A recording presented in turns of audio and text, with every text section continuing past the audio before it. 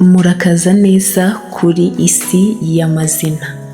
Uyu munsi nabazaniye amazina 4 meza kandi ajyanye y'impanga z'abakobwa. Niba utegereje impanga z'abakobwa, reba iyi video kugera ku iherezo kuko amazina ya nyuma ashobora kuba ariyo uza gukunda cyane. Reka dutangire. Izina rya mbere ni Amara ndetse na Maria. Izina Amara ni izina rifite inkomoko zitandukanye, harimo mu ndimi zo muri Afurika no mu zindi ndimi. Rikunze guhuzwa n'igisobanuro cya ubuntu, ineza cyangwa uwuje urukundo. Ufite iri zina akunze kurangwa n'umutima mwiza, kugira urugwiro ndetse no gukunda gufasha abandi no kugira urukundo rwinshi. Izina Maria ni izina rikomoka mu ndimi zo muri Polynesia, Hawaii. Rikunze guhuzwa n'igisobanuro cya umugwaneza, ukundwa kandi ufite umutima woroshye. Urifite akunze kurangwa n'ubugwaneza, kugira impuhwe ndetse no gukunda amahoro kandi akabana neza n'abandi. Maria na Amara, aya mazina ahuriye ku kuba yombi yumvikana neza, yoroshye kuvuga kandi afite ibisobanuro bijyanye n'ubugwaneza n'urukundo. Ni couple nziza rero ku mpanga z'abana b'abakobwa. Amazina ya kabiri ni Kiara na Kiana. Kiara ni izina rifite inkomoko zitandukanye, rikunze guhuzwa n'igisobanuro cya urumuri, umucyo cyangwa uwamurika. Urifite akunze kurangwa no kugira ibyishimo, gutanga icyizere ndetse no kugira umutima mwiza no gukunda kuba hafi y'abandi. Izina Kiana ni izina rikunze gukoreshwa mu Cyongereza kandi rifite inkomoko zitandukanye. Rikunze guhuzwa n'ibisobanuro nka uwuje ubuntu cyangwa uwuje ubuzima.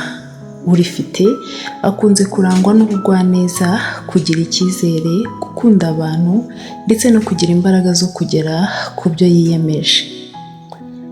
Kiara na Kiana, aya mazina ahuriye cyane ku ijwi ryayo yombi kuko atangira na Kia, Ki kandi afite injyana isa. Iyo avuzwe hamwe ahita yumvikana nk'amazina y'impanga kandi ni meza rwose. Amazina ya gatatu ni Elora na Elina. Elora ni izina rigezweho rifite inkomoko zivangavanze, rikunze guhuzwa n'igisobanuro kivuga urumuri cyangwa Imana ni urumuri. Urifite akunze kurangwa no kugira umutima woroshye, gutuza ndetse no kugira impuhwe no gukunda ubwiza. Izina Elina ni izina rikoreshwa mu bihugu bitandukanye by'i Burayi. Rikunze guhuzwa n'igisobanuro cya urumuri cyangwa uwamurika. Urifite akunze kurangwa n'ubwenge, ubugwaneza, kwihangana ndetse no gukunda amahoro. Elora na Elina, aya mazina yombi ahuriye ku ntangiriro ya Eri ndetse no ku gitekerezo cy'urumuri. Ni amazina afite elegance kandi asa neza cyane ku mpanga pe. Amazina ya kane ni Zara na Zaria. Zara ni izina rifite inkomoko zitandukanye, harimo mu Cyarabu, aho rishobora guhuzwa n'igisobanuro cy'uburabyo, ubwiza cyangwa uwo kumurika. Urifite akunze kurangwa n'ubwiza bw'imiterere, kwigirira icyizere ndetse no kugira urugwiro no gukunda abantu. Izina Zaria ni izina rifite inkomoko zitandukanye, rikunze guhuzwa n'igisobanuro cy'umucyo cyangwa uwo kumurika. Urifite akunze kurangwa n'ubwenge, kugira icyizere ndetse no gukunda udushya ndetse no kugira umutima wuje ibyishimo. Zara na Zaria, aya mazina ahuriye ku ntangiriro ya za, kandi yombi afite amajwi meza kandi agezweho. Iyo uyumvise uhita ubona ko ari couple nziza y'amazina yakwira abana bawe b'impanga. None se wowe ni ayahe mazina wahitamo ku mpanga zawe? Ni Kiara na Kiana?